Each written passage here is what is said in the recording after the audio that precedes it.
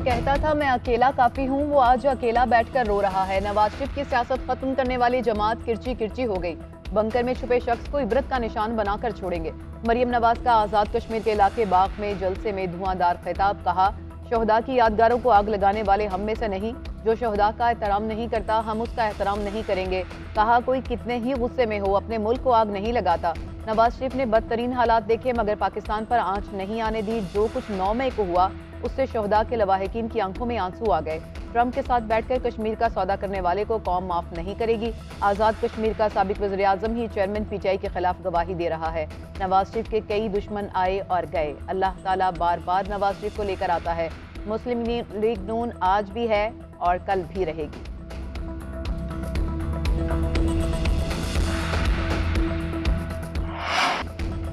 वज़ीर आज़म शहबाज शरीफ ने chairman PTI के इल्जामात मुस्तरद कर दिए। ट्विटर पैगाम में लिखा कि पीटीआई ने 9 मई को जो किया वो रियासत पाकिस्तान पर हमला था। आलमी मीडिया के साथ इंटरव्यूज में खुलेआम और जानबूझकर गलत मालूमात फराहम कर रहे हैं। 9 मई के वाकयात को इंसानी हुकूक की पामाली से जोड़ना गुमराह कुन है। वज़ीर आज़म शहबाज शरीफ का ट्वीट, कहा कि इन इंटरव्यूज का मकसद मुल्क से बाहर राय साजों में जोड़ तोड़ और दबाव डालना है। रियासत पर हमला आवर होने का इक़दाम काबिल मजम्मत और नापाक अज़ाइम पर मबनी था। जिम्मेदारों को कानून के मुताबिक सजा मिलेगी। बजट तजावीज़ पर इत्तेहादियों के इजलास में बोले कि पाकिस्तान मुआशी तबाही और मुल्क में इंतशार फैलाने वाले अनासर से पाक हो गया। आइंदा माली साल पाकिस्तान के लिए मुआशी तरक्की का साल होगा।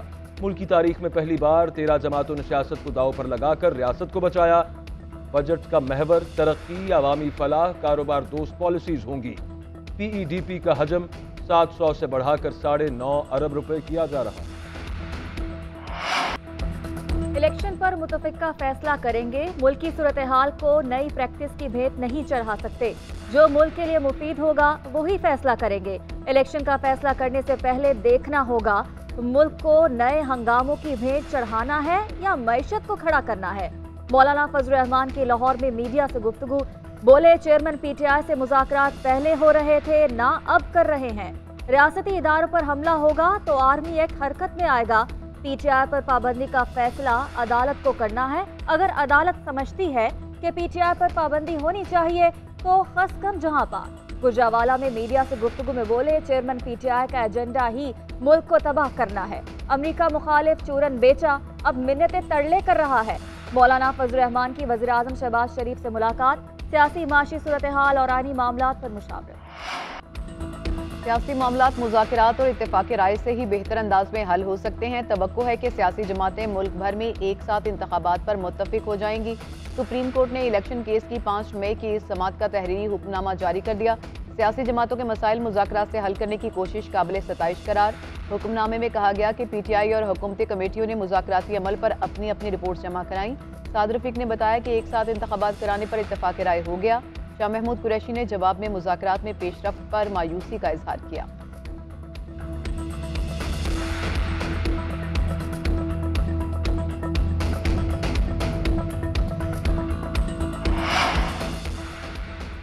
मुर्तज़ा वहाब मेयर कराची के उम्मीदवार, पीपल्स पार्टी का ऐलान। जमात इस्लामी की तरफ से हाफिज नईम रहमान मुकाबला करेंगे। मेयर कराची का इंतखाब 15 जून को होगा। पीपल्स पार्टी 155 सीट्स के साथ बड़ी जमात। जमात इस्लामी की 130, पीटीआई की 62 सीटें, नून लीग की 14 और जेयूआई के 4 अरकान। उधर निसार खोड़ो ने जिला काउंसिल्स के चेयरमैन के नाम बता दिए। कहा कि लाड़काना में सैयद कुमैल शाह, जैकबाबाद में ताहिर खोसो, ठट्ठा में अब्दुल हमीद पमर, सजावल में दानिश मलकान, मीरपुर खास के चेयरमैन के लिए मीर अनवर तालपुर का नाम, बेनजीराबाद में अली अकबर जुमानी, नौशहर फिरोज में सुहेल अब्बासी जिला काउंसिल के चेयरमैन के उम्मीदवार होंगे।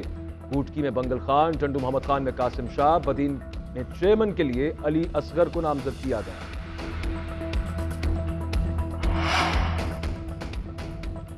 बिलावल भुट्टो जरदारी, आसिफ अली जरदारी, फरियाल तालपुर का शुक्रिया। मुर्तज़ा वहाब का ट्वीट, लिखा कराची का शहरी हूँ, ये शहर मेरी रगों में है। शहर की बेहतरी के लिए तमाम सलाहियतों को बरकरार लाऊंगा।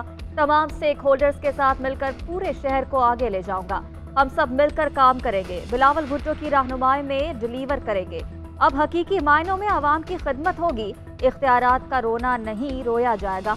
मुर्तज़ा वहाब की फरियाल तारपुर से मुलाकात, शुक्रिया अदा किया। फरियाल तारपुर का मुर्तज़ा वहाब के लिए नेक ख्वाहिशात का इजहार। आइंदा माली साल के बजट में इंपोर्टेड लग्जरी अशिया पर टैक्स बढ़ाने की तजवीज़। इंपोर्टेड मोबाइल फोन्स मजीद महंगे होंगे। $100 से जायद मालियत के मोबाइल फ़ोन पर ड्यूटी बढ़ाए जाने का इम्कान। इंपोर्टेड सामान पर सेल्स टैक्स की शरह 25% बरकरार रखने की तजवीज़। लग्जरी आइटम्स पर सेल्स टैक्स 25% रखने से 55 अरब रुपये आमदन मतवक्के। बजट में मुख्तलिफ दिफाही तरक्याती मनसूबों के लिए 3 अरब 76 करोड़ रुपये मुख्तस। फंड्स वजारत दिफा और दिफाही पैदावार के 13 मनसूबों पर खर्च होंगे।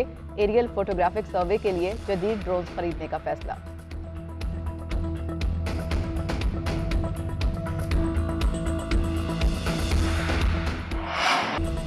रुपए की कदर में बेहतरी चंद दिन भी बरकरार न रही। कारोबारी हफ्ते के पहले ही दिन अमरीकी करेंसी फिर ऊपर जाने लगी। ओपन मार्केट में डॉलर की कीमत में 8 रुपए इजाफा हुआ, 308 रुपए नई कीमत हो गई। इंटरबैंक में डॉलर रेट 51 पैसे बढ़कर 286 रुपए 19 पैसे। माशी मामलात में हमारी महारत नहीं, मुदाखलत नहीं करेंगे।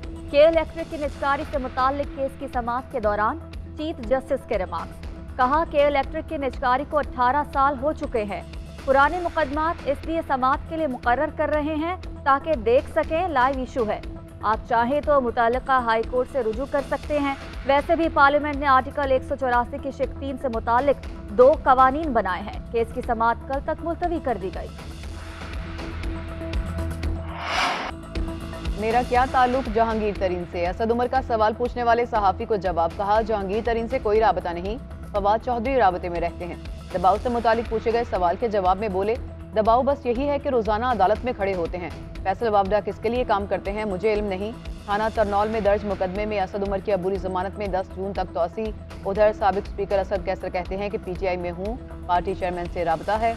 हम संजीदा मुज़ाकरात के लिए तैयार हैं। जो मुल्क में हालात हैं उसमें अभी क्या मुज़ाकरात हो सकते हैं? पहले माहौल ठीक करें, फिर मुज़ाकरात हो सकते हैं।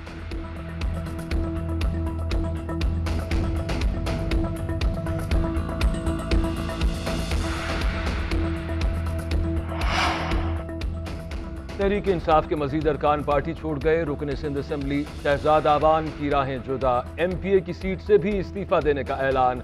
कहा कि हमने PTI को बहुत कुछ दिया, बदले में कोई फायदा नहीं उठाया। साहिबाल से साबिक वफाकी वजीर नौरेज शकूर भी PTI से अलग।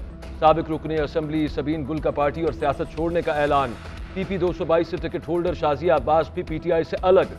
साबिक रुकन असम्बली राना नजीर ने भी कप्तान का साथ छोड़ दिया। 9 मई के वाकयात की मजम्मत। साबिक सूबाई वजीर मलिक गजनफर अब्बास छीना भी पार्टी से अलग हो गए।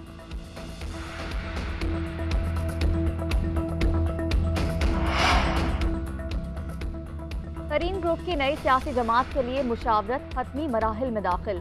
जहांगीर तरीन ने अपने ग्रुप के रहनुमाओं का इजलास दोबारा तलब कर लिया। आज होने वाले इजलास में पार्टी के नाम और ऐलान के बारे में हतमी फैसले किए जाने का इम्कान। जराये के मुताबिक नई जमात के लिए पाकिस्तान डेमोक्रेटिक पार्टी समेत 3 नाम जेर गौर हैं। हतमी फैसला जहांगीर तरीन करेंगे। मुशावरती इजलास में मुल्क की मौजूदा सियासी सूरत हाल पर गौर किया जाएगा।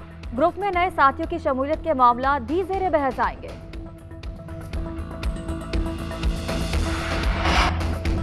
इंसदाद दहशतगर्दी अदालत में डॉक्टर यास्मीन राशिद की दरख्वास्त जमानत पर समाअत। मौक़िफ़ इख्तियार किया गया कि डॉक्टर यास्मीन राशिद को थाना शादमान नजरातिश करने, दहशतगर्दी करने और इक़दाम कत्ल समेत दीगर इल्ज़ामात के मुकदमे में बिला जवाज़ नामजद किया गया। मुकदमे की तफ्तीश मुकम्मल होने के बावजूद बिला जवाज़ जेल में कैद रखा गया। मुकदमे के हतमी फैसले तक यास्मीन राशिद को बतौर सजा जेल में कैद रखना नाइंसाफ़ी है। यास्मीन राशिद कैंसर की मरीज़ा और उम्र रसीदा खातून है। अदालत जमानत पर रिहा करने का हुक्म दे। अदालत ने प्रोसिक्यूशन को 9 जून को दलाइल के लिए तलब कर लिया। सेनेटर एजाज चौधरी की भी दरख्वास्त जमानत पर समाअत। अदालत ने समाअत 10 जून तक मुलतवी कर दी।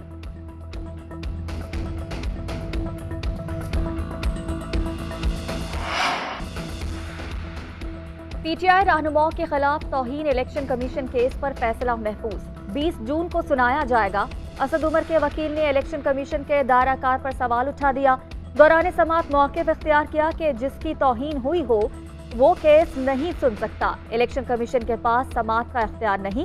मेंबर पंजाब ने इस्तफसार किया कि अगर तौहीन कमीशन हुई तो कौन नोटिस जारी करेगा और क्या होगा।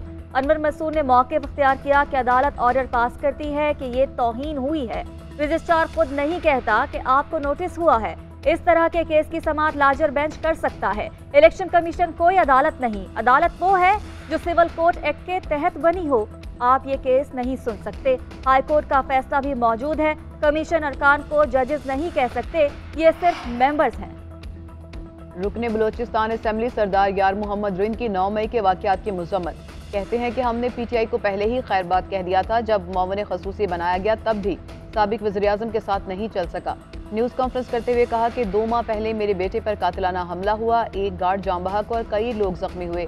नामजद मुलजिम के खिलाफ कार्रवाई नहीं की गई। ये वाकयात मशरकी बलोचिस्तान में आग लगाने की साजिश है। कुछ कुव्वतों की ख्वाहिश है कि बलोचिस्तान में कभी अमन ना हो। आर्मी चीफ से दरख्वास्त है कि ये मामला देखें, रिटायर्ड जर्नलों का कमीशन बनाया जाए जो बलोचिस्तान के हवाले से रिपोर्ट पेश करे।